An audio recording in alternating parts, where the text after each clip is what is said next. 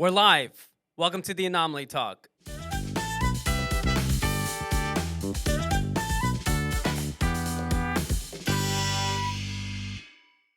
Then you're going to do your intro. Okay, awesome. And then boom, wow. Oh my God, intro ended. All right. Hey, Allie, welcome to the show. Mina, welcome to my show. And whoa, stop. This is our show. And for first-time viewers, this is Mina Morcos. I am the co-host, and sitting Other beside me, co-host, we've got Lawrence Gabriel. And very excited, today we've got Allie Weinberg. Hello.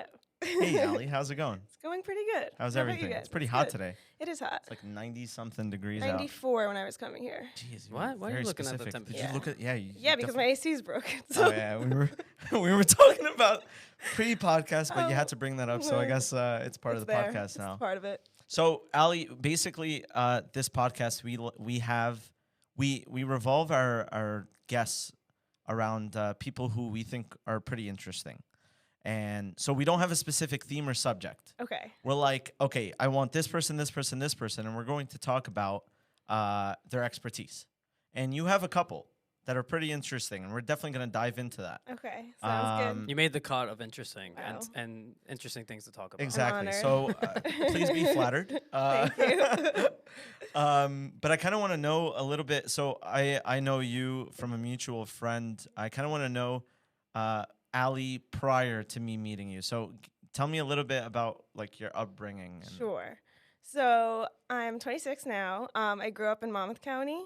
And then for college, I went to University of Miami, which is where I started my whole powerlifting journey, which I'm sure we'll get into. Wait, hold on. I Yes. did not know that you went to the University of Miami. Yeah, so that's pre-meeting you. What are you doing here? I know. Why are you in Jersey? I don't know. My family ditched me and went back to Florida. Wait, Miami. why actually did you go to the university? So you live So I'm from Monmouth County. okay. And then I was just like, oh, like, what's a fun school to go to? So I was University like, of Miami. University of obviously. Miami. I got Yeah. a decent scholarship there. So I was like, all right, cool. Went there. But then I was like, oh, I missed the seasons. I want to come back home. In-state tuition for dental school. I was Oh, like, yeah. okay, I want to go. So I went to Rutgers for dental school. And then in my last year of dental school, my family just moved to Florida. And they that was peaced trying to out. convince me to go back. They're Yeah. like, Ah. yeah, so. What? So is there a reason why you don't want to go back to Florida? Like that you're done Well, with I already school? got into my residency here. Oh, So okay, I was kind of like, you're committed to the for at least a the year. process here. And now in the meantime, I'm like, I have no idea where I'm going to be you next want to year. go to Florida. I don't know. I'm going to apply They're not for going to my- be watching this, so don't worry.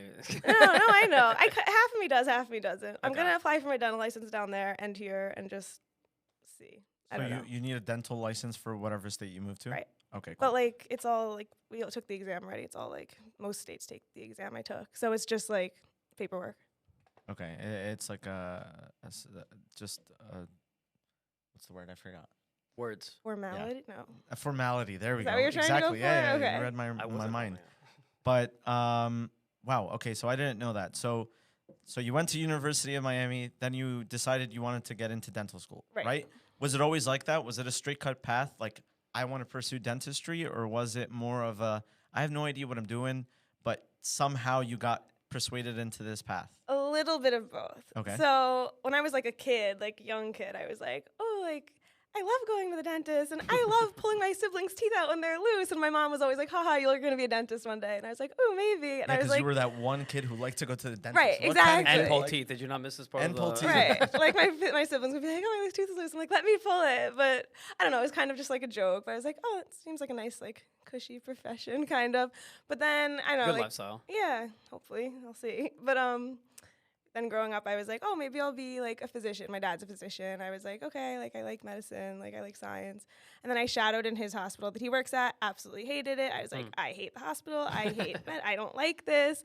So then I went to college being like, okay, I'm gonna be pre-dental. Like we'll see. But I also started with like an engineering major because I wanted something to have in case I didn't want to go to plan dental B. school. What kind of engineering? Exactly. Biomedical. Oh, that's cool. But that only lasted like a year because then I was like, all right, I really do want to go to dental school. Yeah. The more I started shadowing dentists. So I was like, I don't want to get like have a harder major. Yeah. I want a high No, it's GPA. a common So, it's a yeah. common thing that people do. Yeah. Right. Because like what was I going to do with just like my bio degree if I didn't? So whatever. So then I went to dental school, came back for in-state tuition at Rutgers. And like I really did like the school there and be close to home. And yeah, then my family ditched me. Did you? When you say it like that, you make them seem No, like I really know. bad people. But, Meanwhile, they're like, oh, I'll pay for any flight whenever you want to visit. They like want me there all the time. No, they're great. but so you, So obviously, post grad, there's a lot of considerations. You wanted to get into dental school, Right. and so you're thinking of multiple options for dental schools. Right. You ended up going to Rutgers Dental School in Newark, New Jersey. Right.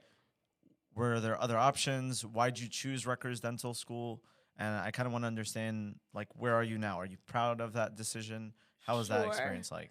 So, yeah, it was. I knew I wanted to be a little bit closer to home. Like I thought I did. I thought I wanted the seasons. I was like, Miami was great, but not to live long term.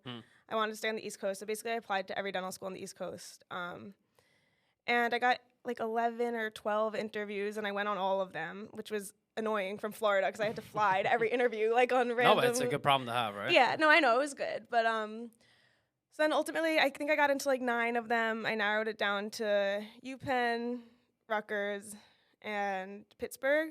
Okay.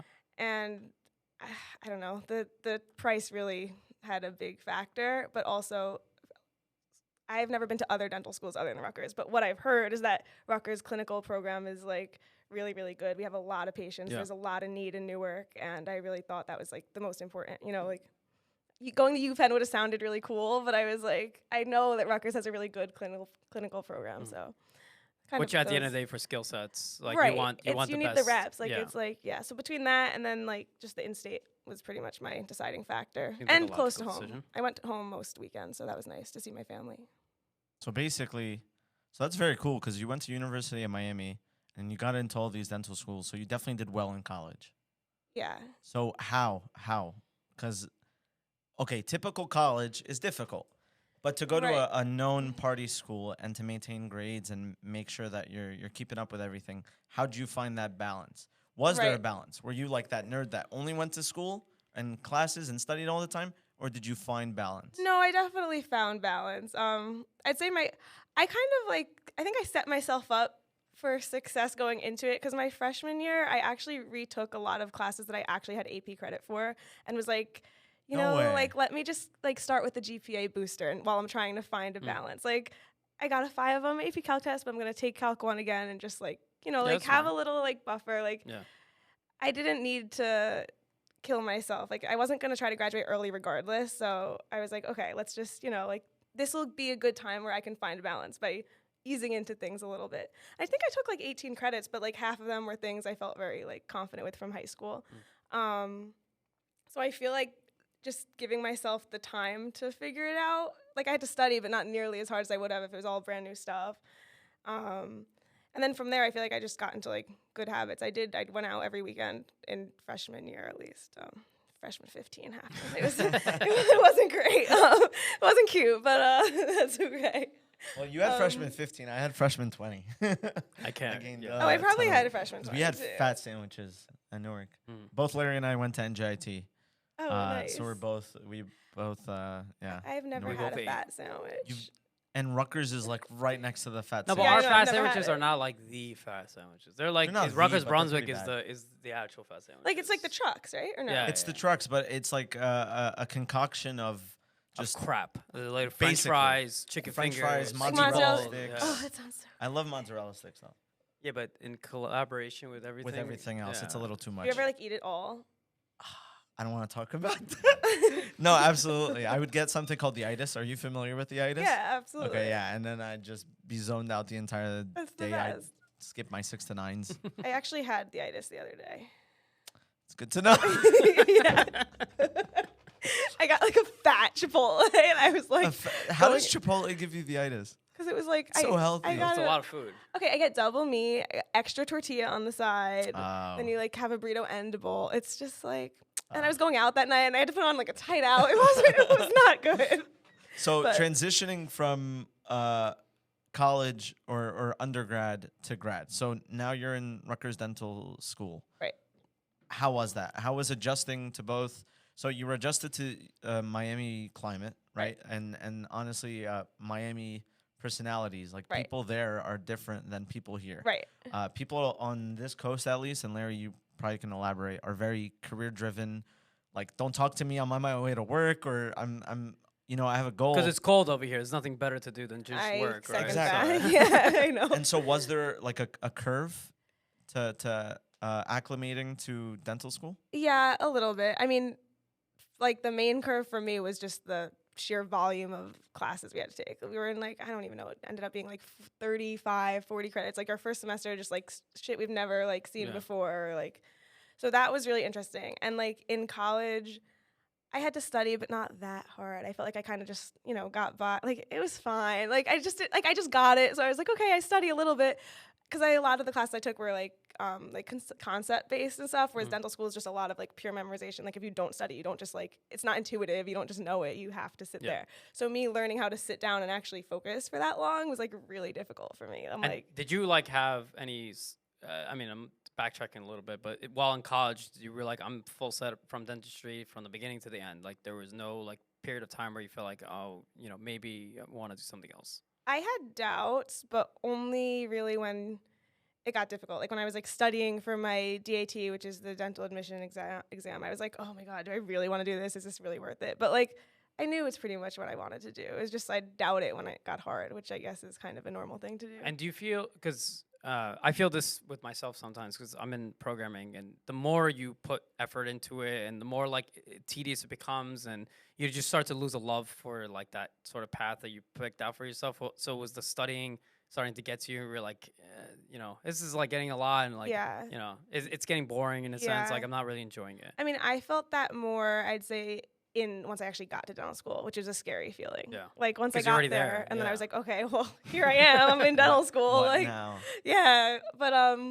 you know, once we started like treating patients, and I started to just feel more confident with like my abilities, which I'm still working on. Like it's still brand new to me, but I'm realizing that the more confident I get, and just the better I get, it's just like it's a good like feedback loop, and it's making me enjoy it more the better I get. And on average, you're technically young when you enter dentistry, right? Because on average, what, it's like 28 years old that people go to dental school. I don't know the average. I was 22. I mean, I went straight from college. I don't know what. Usually, I think at that point when people go to dentist school, it's like they've gone through other paths normally, so they start a little later. So someone told me that on Were your average. classmates Yeah, you're right. That's a good older? point. I'd say like 60% were probably straight from college. Okay. Yeah, okay. And then 40% were like a few years out of college or just did a post back, and like a couple were like older, Like parents, like kids, when they're like, I need a new career. Full families, But I'd say majority Straight it from was school. still And so you're in dental school. First year, you're getting bombarded with all of these classes. Was there any point that you were just so down that you doubted the future? Oh yeah. And okay, well, so you got through it clearly, Right. but what was your coping mechanism to get through that? Having things I enjoyed outside of dental school also. Which is a great segue. Wow, look at that. Look at that. You see? And this is why we're podcasters, Larry. We just know how to do it. And that out was powerlifting. Yeah. And so you actually mentioned you. Let's give Larry a second because he decides to pour a cup of coffee in the middle with the loudest pour I've ever heard. I'm sorry. That's how liquid sounds. killing When I it, pour it. Larry. What do you want me to do? No, I'm just messing. So powerlifting was actually pre-dental school. Yeah. When did that start? So, okay, so And why powerlifting? Like, yeah, I get like exercising. Right. Well, first off, So you want to hear that story, kind of? before that story, what is powerlifting? Okay. So powerlifting in a competitive sense is there are competitions in powerlifting in which you squat, bench, and deadlift. In each competition, you have 3 attempts at each lift. So you have 3 squat attempts, 3 bench attempts, and 3 deadlift attempts. Basically add up the best of each. So like the best squat you're able to hit of those 3 attempts, the best bench, and the best deadlift, that's your total, and then that's how you're ranked. But then the catch is that like you have the 3 attempts, but you can't go down. So if I said I wanted to start just random numbers with 100 pounds on the bar, and then I missed it, I couldn't say, oh, I want to try 95 now. You can only go up. Gotcha. So you kind of have to like be a little strategic there. So then, with knowing that, tell me the story of how the conception of this. Sure. So in Miami, I was at like the university gym just lifting to just like for aesthetics. I'm like, oh, whatever. Let's get rid of the freshman 15. So I got really into just weight training and cardio, both like sophomore year. And I was just always in the gym, like every morning, same time, like 7 o'clock, whatever. And then in my junior year, I made a friend there who was also there always at 7 o'clock in the morning. And most of it was just like senior citizens there at that time. So he was like one of the few people that were my age. So him and I became pretty good friends. And he was a power lifter, and he like kind of wanted to dabble in coaching. He hasn't been a coach or anything yet, but he was kind of just like, he planted the seed in my head, like, hey, like, I love this thing. You're pretty strong, just like naturally with how you lift. I see that you're pretty strong. Like, would you ever consider powerlifting? And at that point I was like, no, like, I don't want to be manly. Like, no. Like, I just want to be feminine, like, whatever. But you know, we got closer and closer, and he's like, come on, like, let me just like program your deadlifts. Like, you don't deadlift. Maybe that's something you could just add to your training. You don't have to go full on powerlifter, but like, if you want to learn how to deadlift, I could teach you and whatever. So it started that way. And then I just like really liked having the structure that he gave me to like deadlift and what I was going to do on each day. So then slowly he just like took over my entire program, and it became a powerlifting program. And then he's like, okay, now if you want me to keep doing this for you, since you love it so much, you have to sign up for a meet. And I was like, a competition. And I was like, okay, fine. So I signed up for my first competition in my senior year, January of my senior year. So that was 2017.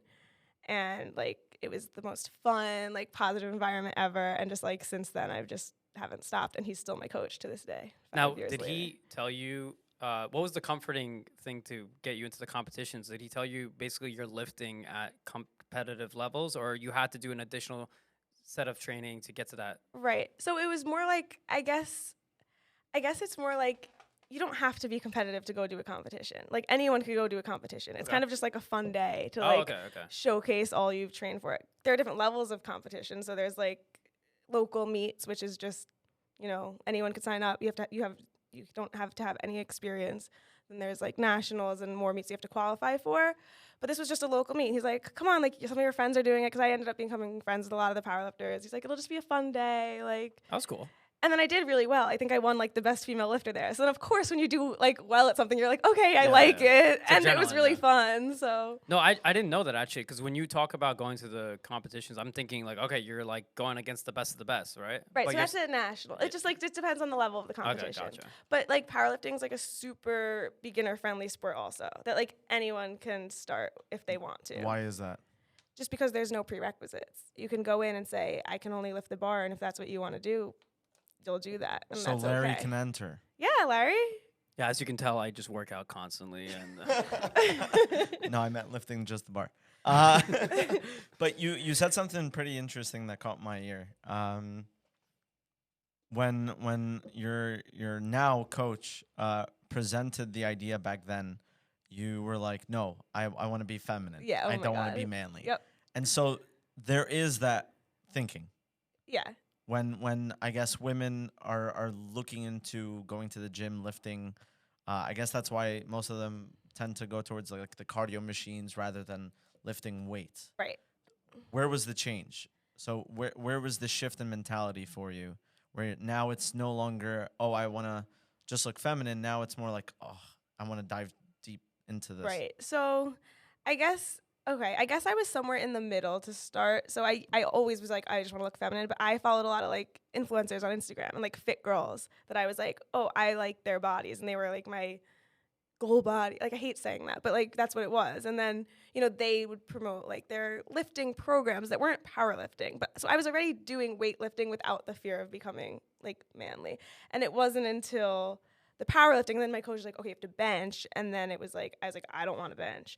But it was more just once I realized how much I liked it. I was like, I like this enough where I don't really like, I'm a feminine person, and that's all that really matters. And like, I enjoy doing this. So, and you were succeeding like, at it. I mean, matter? You said once you won, at the end of it, it kind of gave you the adrenaline to keep going. Right. See how far you can really take it. Right. And I was like, okay, it's not all just about like looks. I like love this thing. So. That's and like, I'm not gonna turn into the Hulk. Like, I'm not. Like, I don't take steroids. So. And so you love it.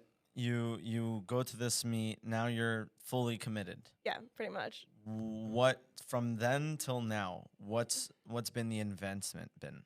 Oh God, like number objectively wise. So or let's like say then he wanted you to do benching, and you originally declined, but I assume you ended up going with the benching. Right. So right. And so the level of competition, did it escalate to nationals? Have you ever gone that far, or yeah? where are you now? So that was 2017. I had done, I think, 2 more meets after that, like local meets, just like for fun to get my numbers up a little bit. And then 2018, I went to nationals, which was in Spokane, Washington. And at that point, I was still a junior, which in powerlifting is under 23 and under. Okay. So that's a junior. So I came in first in juniors at nationals, and I think I came in 7th in the open, which is just like in my weight class. So it's a weight class sport also. Oh, so it's not even men or women. So Or is there's it also men's weight split up? classes and Gotcha. women's weight classes. So you got first place in your weight class for the juniors. for the juniors. Okay. Right. That's phenomenal. And then I think it was 7th in the open for my weight class. And then so that was fine. And then have you guys heard of the Arnold Sports Festival I know in Arnold. Ohio? I know Arnold. Okay, but it's like basically a big fitness expo in Okay. Ohio. It's like a Okay. super fun weekend, like not just powerlifting. Like there's an expo, like bodybuilding shows, like powerlifting. So that's a pretty big meet that you have to like qualify for. So I did that in 2019, and I think that was my last meet pre-COVID. It might have been like my last or second last meet pre-COVID. And then I actually just did nationals in June, like this past June, And how'd it go? and came in 3rd in the open in my weight class. So Congrats. Wow. yeah, So clearly there's So there's- improvement. 'Cause yeah, you went yeah. from 7th open to 3rd. Right. Wow. Good for you. Because I'm not junior anymore. But yeah, no, it's really exciting.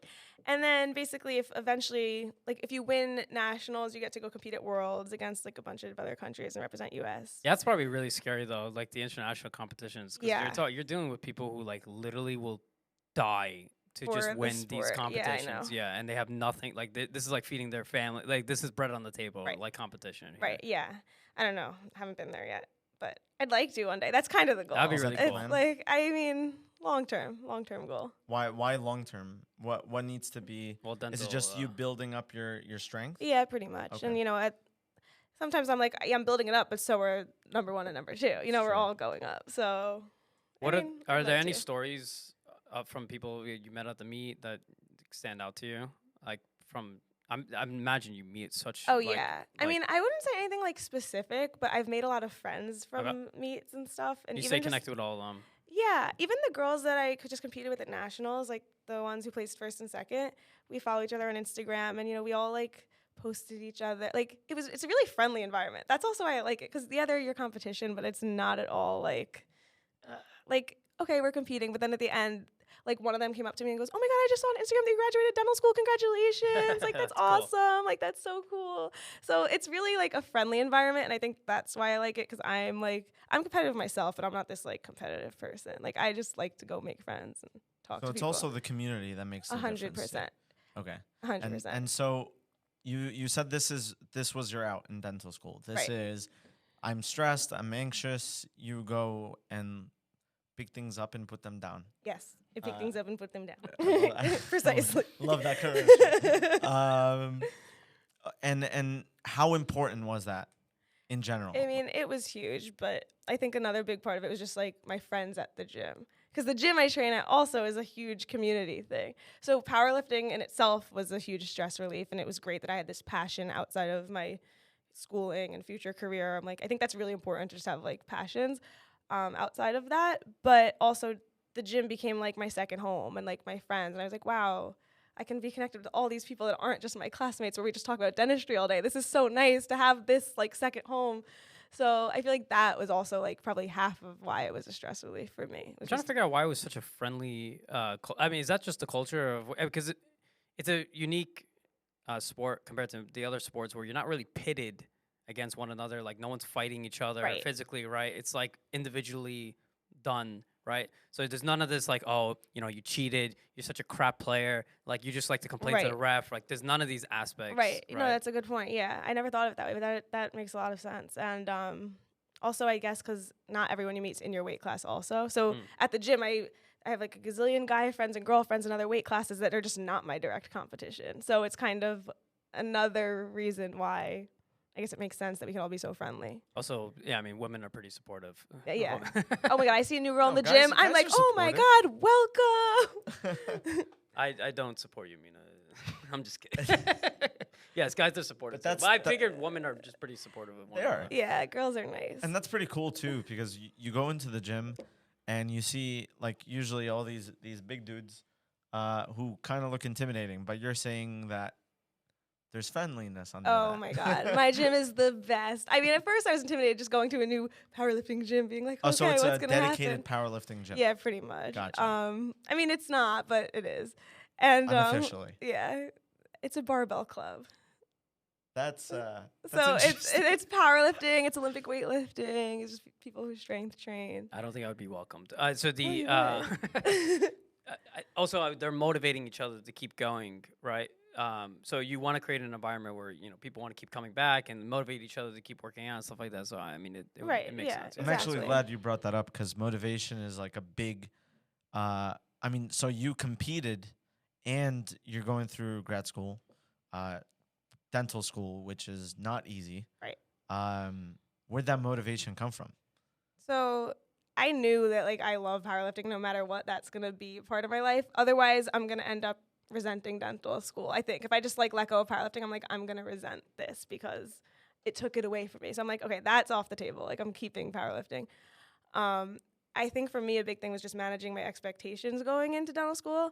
So like my first year of dental school, I didn't compete. I just was like, I'm gonna train, and I trained, but I was like, I'm not gonna do a competition. So now I train 4 days a week. Going to dental school, I was like, I'm gonna train 3 days a week, and just make it so that I'm gonna succeed. Like I'm not gonna get too overwhelmed and just like drop the ball completely. And then slowly I just eased back into it. So I'd say it was just kind of me trying to just plan. I don't think it was this pure just like motivation and grit. It was just kind of like, okay, how can I set this up in a way where I really can do both and it can not be too overwhelming and I'll be okay. And slowly as I got adjusted to dental school, I was like, okay, I can just add in more powerlifting, and I love it. So it just kept like reinforcing that. And I'd know like during exam season I would never sign up for a meet. I was just kind of like, I tried to just be strategic. And I think the strategy went further than the motivation, if that makes sense. Strategy went further than motivation. Like it wasn't just like this like motivation. It was Yeah. like I planned it out a little bit. Because motivation is also temporary. Exactly. And so once you run out, you're just Yeah. No, exactly. So I'm like, okay, what's a good like long-term plan? How is this going to work? Now, do you think so? Your out happened to be physical activity, Right. Do you think being fit or just exercising and taking care of your health played a major role in your success with grad school? Yeah, probably, honestly, because even though I'm fit and I work out, don't get me wrong, I still have my periods of time where I really care about my diet right now, and other periods where I'm like, let me get the itis and go binge eat Chipotle and not be so It's a healthy. good itis to have. I mean, it's not McDonald's. Chipotle's good.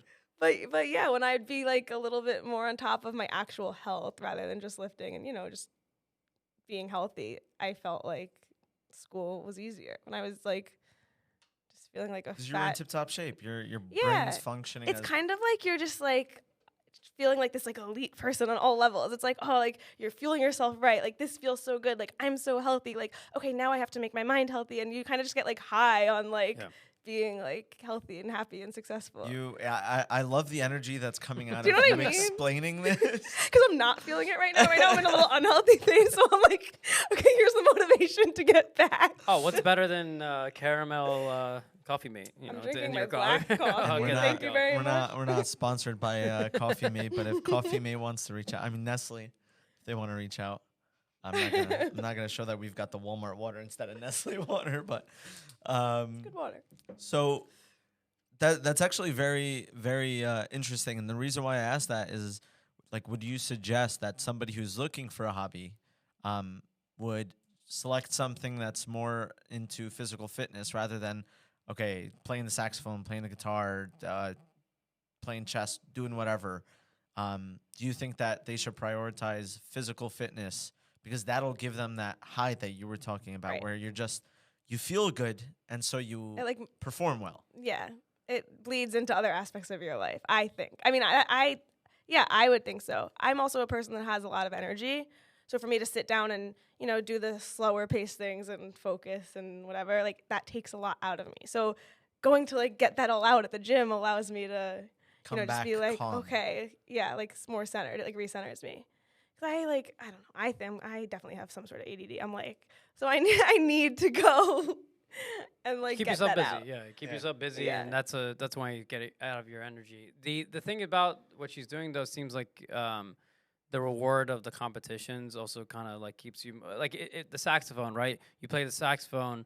Are you doing it at a band? Is there a reward system of the audience cheering for you? Are Right. you just like what's your rewards? Because the self motivation dies off at Right. a certain point, right? No, So for sure. you got to create some reward system to Right. it where you can keep yourself going. Right, for sure. And even with powerlifting, like it's not just the competitions that I feel that, like reward from like the placing. Or also the It's people, also just right? like the people, but also just like hitting a new PR at the gym. Like Yeah. that's huge for me. I'd argue that I'm excited. I'd more excited if I hit like a milestone number in the gym rather than win a competition. Like to me, that's like more meaningful to me because they're two different things: performing well on the platform and executing on game day, and then actually just getting stronger objectively and like hitting these numbers, even if it's at the gym. Yeah, that's a good point. It's like I'm at You the know? best I could possibly. I'm the best I am so far, like from a written PR Right, standpoint. Yeah. I love that stuff. Like that's PRs cool. are so cool. So are you with Instagram? Are you trying to build like some sort of like thing now with like how you're doing powerlifting and then maybe soon to be dentists? Like, is there like a plan to kind of create like a platform for yourself? I go back and stalked you. forth with that.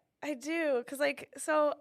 Recently, I became closer friends with some more Instagram, like powerlifting influencer type people. And by being close friends with them, that's the Twitch thing I was talking about. So whatever.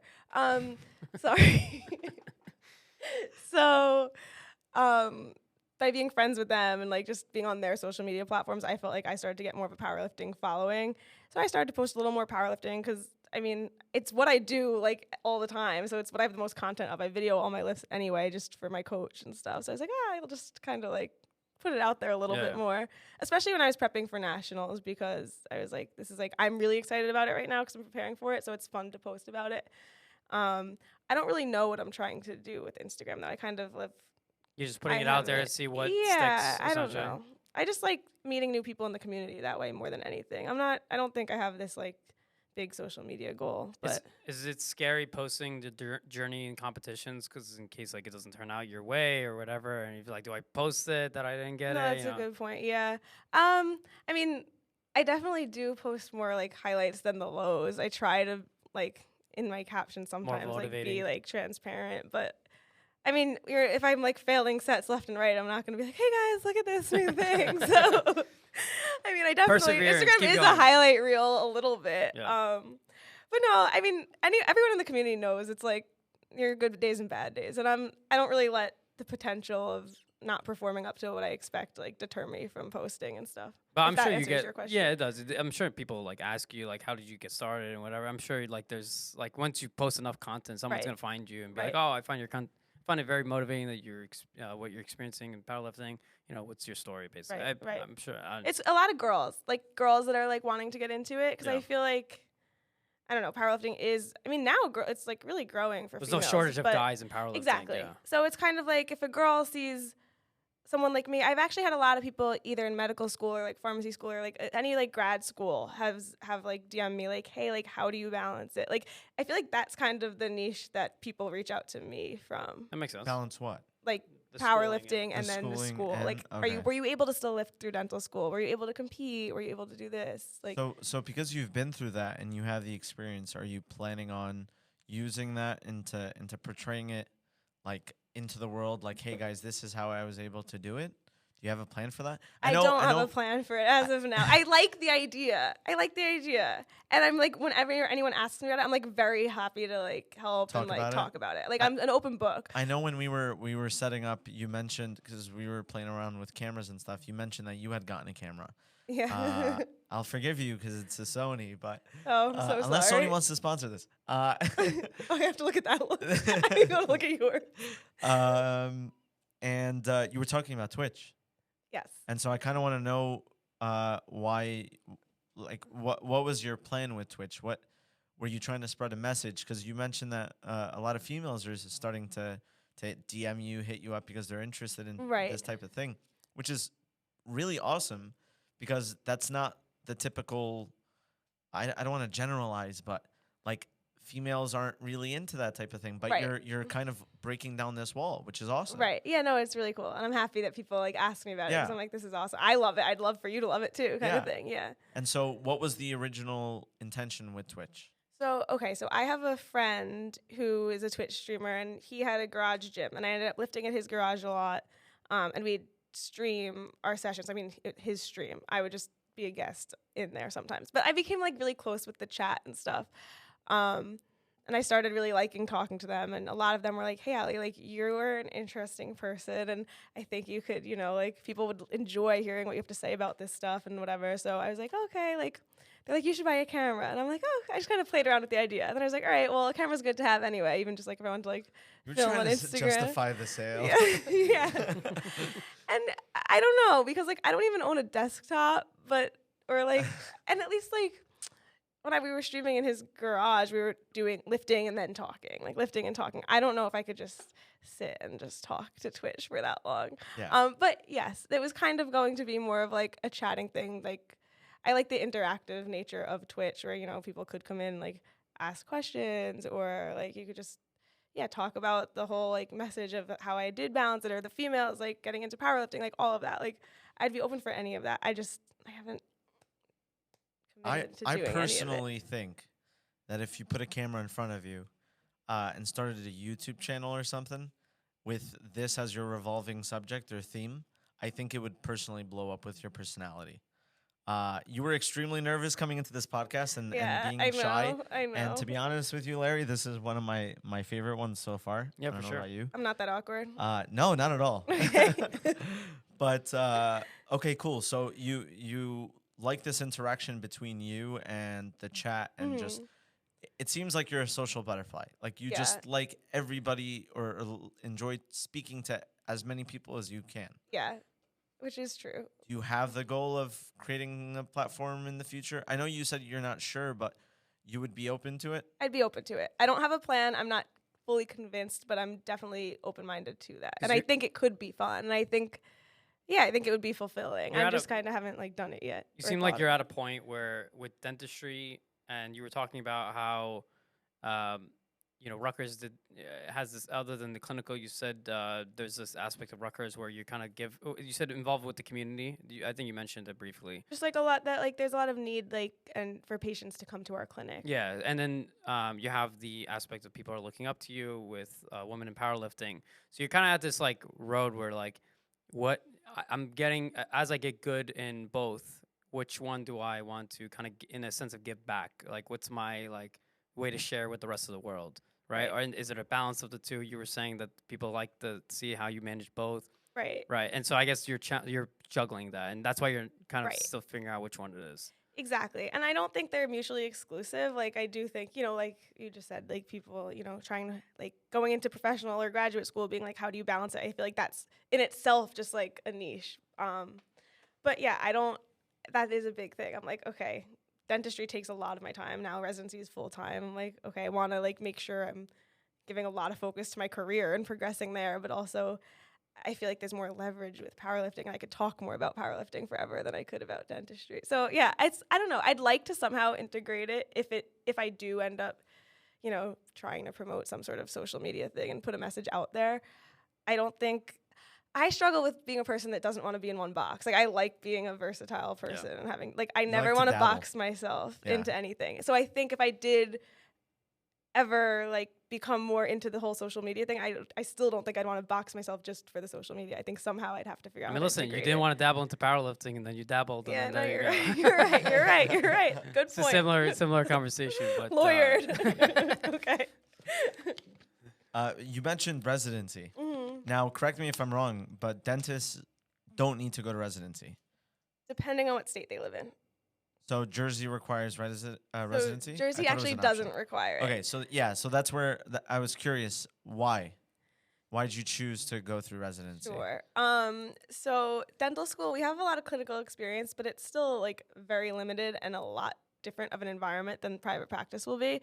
We see 2 to 3 patients a day in dental school, very slow paced, like a lot of treatment we just like don't end up getting done because of timing. And you graduate in 2 years and there's just not enough time. Like our appointments there's just not enough time. And then private practice, it's like fast paced. You see like 15 patients a day. There is no way I could have just transitioned from dental school to private practice and like not been like way too like overwhelmed. Yeah. So, in residency I see now like a full day is like 7 to 8 patients, which is a lot more than dental school, but still a lot less than private practice. It's a So gradual like, increase to prepare yourself. yeah. Well, because it's not like her transition from University of Miami to Rutgers Dental. Like you said, that was overwhelming, but it's yourself, right? Right. With dental, like with actually dentistry, you're treating people, right? Right. So you don't want to just like Right. figure it out with like actual people, like care wise. You want to give Right. the best quality care. So Exactly. there Like goes if the at residency. Rutgers we'd have 3 hours to do a prep for a crown. So if you needed a crown on your tooth, you'd have 3 hours to prepare the tooth for a crown. And a lot of times you still wouldn't finish and you'd bring the patient back for something that normally in the real world is like a 45-minute to an hour appointment.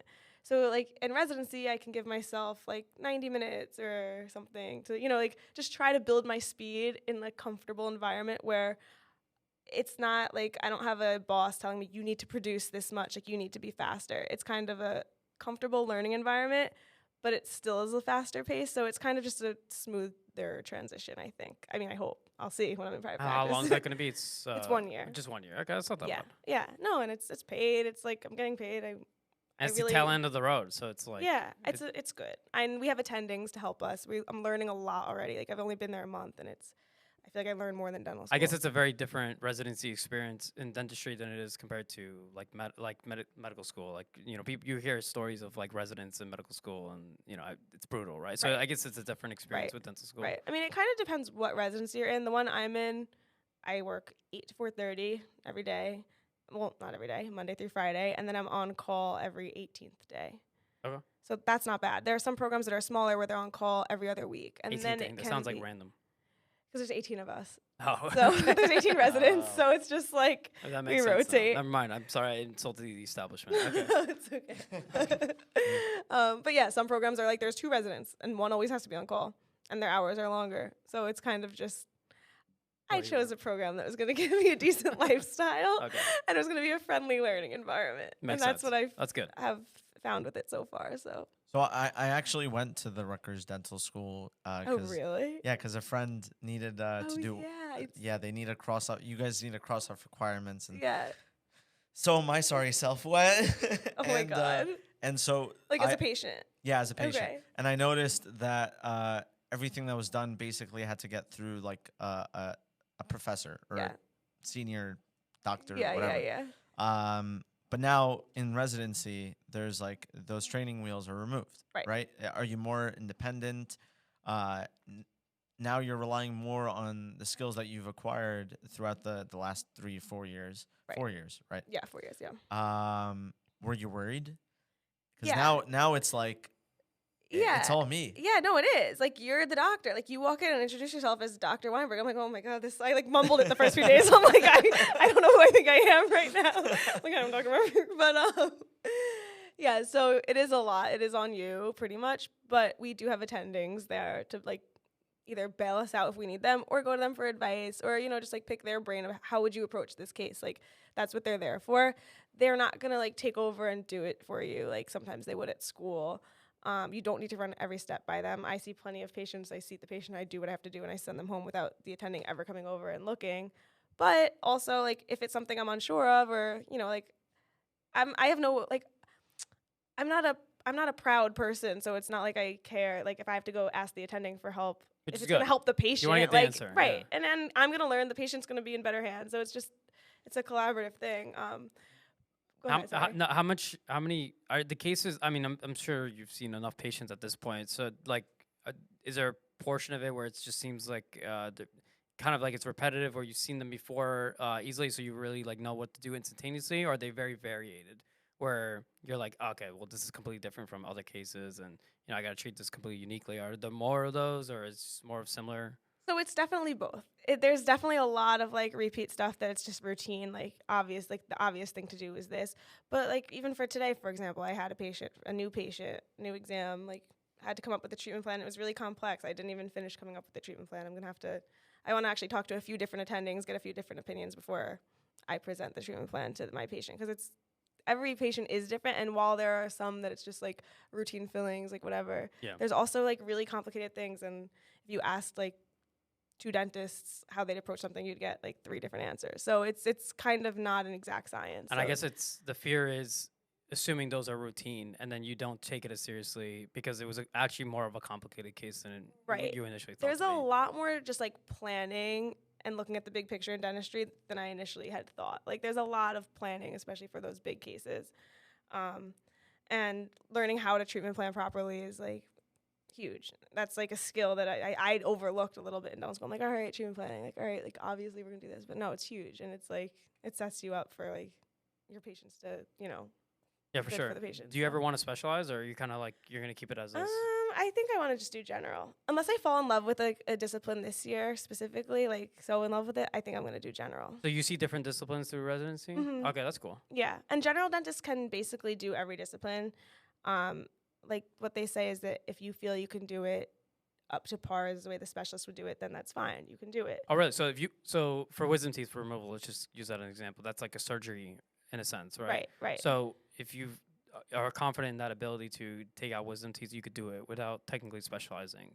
Right, but like with IV sedation, then it gets a little like we can't. Complicated, okay. Yeah, that there's like other rules kind of, but for the most part, like yeah, I could like general dentists can do braces, for Okay, yeah, that example. makes You don't sense. have to go to an orthodontist. Oh, to Wait, that's do interesting. I didn't know what? that. Yeah, I did not know that. most won't because you know Just it's respect that of the specialists. also or- there's a lot to learn, and it's okay. You have to dedicate a lot of your time to learn like how to do ortho well, Gotcha. and Well, that makes it's sense. kind of like, okay, if you're a general dentist that does ortho, you're going to spend all your time doing like learning ortho, but then there's orthodontists, so most of the patients are probably going to go to the orthodontist Yeah, I was about to anyway. say, isn't that confusing branding? Like, who goes? Have you ever been to a dentist that said, "Hey, oh yeah, I can do your braces"? Exactly. Yeah. Right.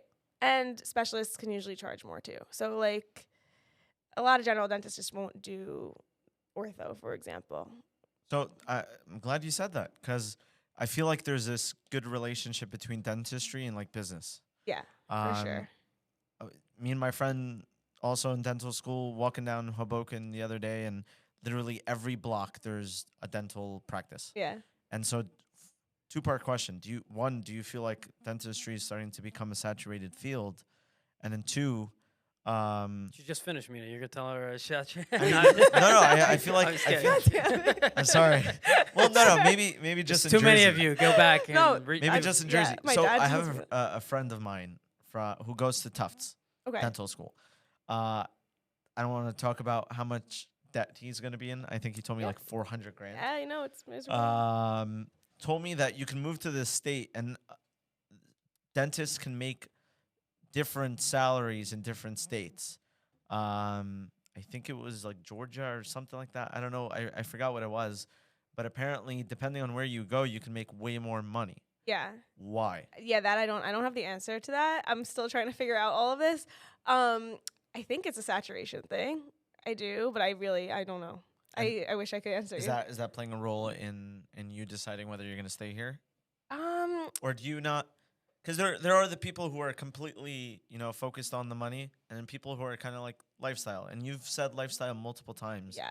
So I feel like you might be more towards that lifestyle type of thing. Definitely more towards, but like what you're asking is also like something I'm thinking about obviously. Like lifestyle is great, but I do also want to make money. Yeah. Because but- you spent a lot of money. Right. So it's only right. And time. Right. Yeah. Right. I mean, my thing has always just been I don't know where I want to live just for the sake of where I want to live, and that is what I'm just trying to figure out right now.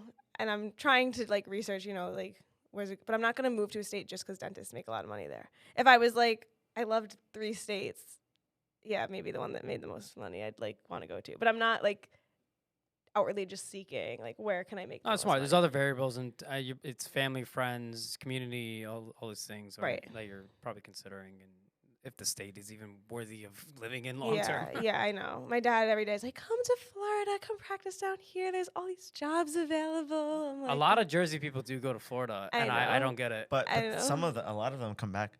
Really? No joke. Yeah. Yeah, they do. It's just not. It's Well, they go and they realize, oh, it's all old people that live here, and then they come back. right? basically. I mean, but Yeah. they have good insurance, right? Yeah, they have really good insurance. I know it's a good place for dentists to be, and there's no state income tax in Florida. That's huge. That's huge. That's I know. crazy. That's like yeah. That's my dad's argument every day. No state income tax down Great- here. It's a great argument. Now that you have your salary, you see. I still pick Texas over Florida. I love Yeah. Texas. Yeah. But so, with all that considered, I'm I'm interested in your input or your feeling of where dentistry was before and where it is now. Have you seen, like, in terms of equipment? I learned a little bit of the equipment. Like, you guys have like high speeds, low speeds, or like air pressurized things. And Yeah. are you seeing, and especially now that you're in the field, is there like a shift in advancement in dental practice? Whether it's tools, whether it's technology, whether it's strategies, whether it's just everything as a whole. Are you seeing advances, or is it kind of like the same dentistry that we're, accustomed to? So there's definitely advances. I mean, granted, I've only thought about this for the past like 4 years, so I don't really know so much of like in the last 4 years I haven't seen any huge changes, but even just from like thinking back to or like hearing my faculty and attendings talk about, from like 10 years ago, let's say, or like 15 years ago, it's huge. I mean, part of it is like I forget what you said, but now like promoting yourself and marketing on Instagram is huge. Yeah. So like there's all the Instagram dentists now, which is like a big thing. That's just from like a practice management standpoint and just getting patients. It's like crazy. If you're not on Instagram as a dentist, what are you doing?